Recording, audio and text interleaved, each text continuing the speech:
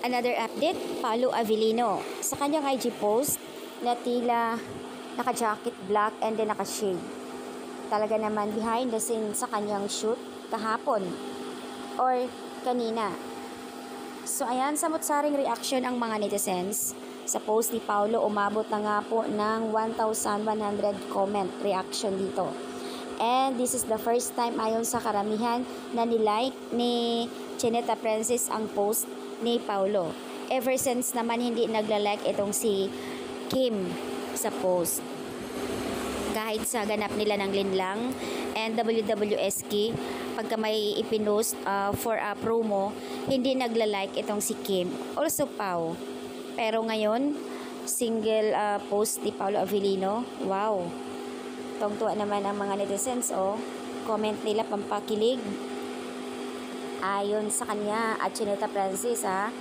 Ngayon ko lang nakita na nag-like ka sa post ni Pao. Napakagwapo naman kasi talaga, 'di ba? Astig ang mga galawan ni Paolo Avellino. So ayan, bakit kaya yung mga lalaki na hindi mahilig mag-like ng mga post? Pansin ko lang, guys. So ayan, comment dito ng mga netizens. Pero doon ako sa ni Heart.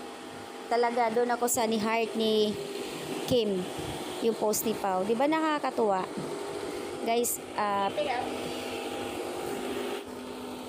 nakakatuwa naman yung comment ng netizens. Ayon dito sa kanya, dati raw nagla-like si Pao, pero naka-settings pa, ha, kasi nga private. Ayaw niya na yung nakikita na yung pag-like niya sa post ni Kim. May ganun pala. Grabe, ah.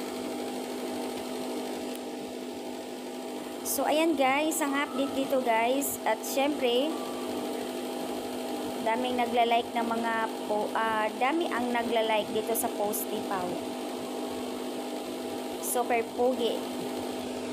And sa IG story naman ni Kim, sa kanyang IG story kung saan ipinost ang kanyang mami, na syempre, baka naalala niya ang kanyang mami at kahit kailan hindi niya makakalimutan kahit nasa heaven na. At tuloy pa rin ang pag-post ng mga Kim Pao fans sa social media platform kung saan ay kilig behind the scenes sa kanilang WWSK.